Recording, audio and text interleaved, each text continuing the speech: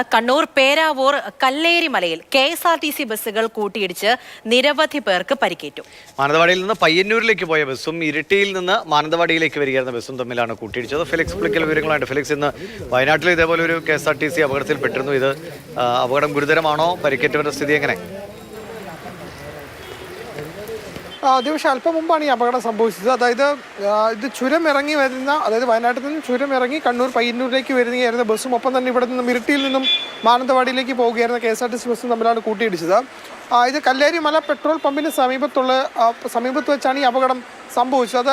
അത് ഒന്നും നല്ല മഴയുണ്ടായിരുന്നു. ഒപ്പം തന്നെ ആ വഴിയിൽ വീതി അല്പം കുറവാണ്. ഒപ്പം തന്നെ ഒരു വൈദ്യുതി തൂൺ ഈ റോഡിനോട് ചേർന്നുണ്ട്. അതൊക്കെ ആകാം ഈ അപകടത്തിലേക്ക് നയിച്ചതെന്നാണ് ഇപ്പോൾ നമുക്ക് മനസ്സിലാക്കാൻ കഴിയുന്നത്. 6 പേർക്കാണ് പരിക്കേറ്റത്. 6 യാത്രക്കാർക്ക് പരിക്കേറ്റിട്ടുണ്ട്. ഒപ്പം തന്നെ ഡ്രൈവർക്കും, ഈ KSRTC ബസ്സുകളിലെ ഡ്രൈവർക്കും പരിക്കേറ്റിട്ടുണ്ട്.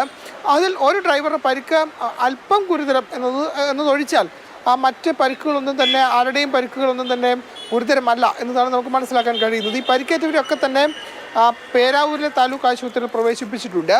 നല്ല മഴയുണ്ടായിരുന്നു. നമുക്കറിയാം, ഇരിട്ടിയിൽ നിന്നും പേരാവൂരേക്ക് പോകുന്ന വഴിയാണ്, ആ റോട്ടിലാണ് ഈ അപകടം സംഭവിച്ചിട്ടുള്ളത്. 6 പേർക്ക് പരിക്കേറ്റിട്ടുണ്ട്. ഏതായാലും പരിക്കേറ്റവരൊക്കെ തന്നെ ആശുപത്രിയിലേക്ക് മാറ്റി. അവർക്ക് പരിക്കുകളൊന്നും തന്നെ വലിയ ഗുരുതരമല്ല. ഡ്രൈവറുടെ പരിക്കും അത്ര ഗുരുതരമല്ല എന്നതാണ് നമുക്ക് ഇപ്പോൾ മനസ്സിലാക്കാൻ കഴിയുന്നത്. പക്ഷേ ആശ്വാസമാണ്. കാരണം 2 KSRTC ബസ്സുകളാണ്. KSRTC ബസ്സുകളിൽ നിറയെ ആളുകൾ ഉണ്ടായിരുന്നു.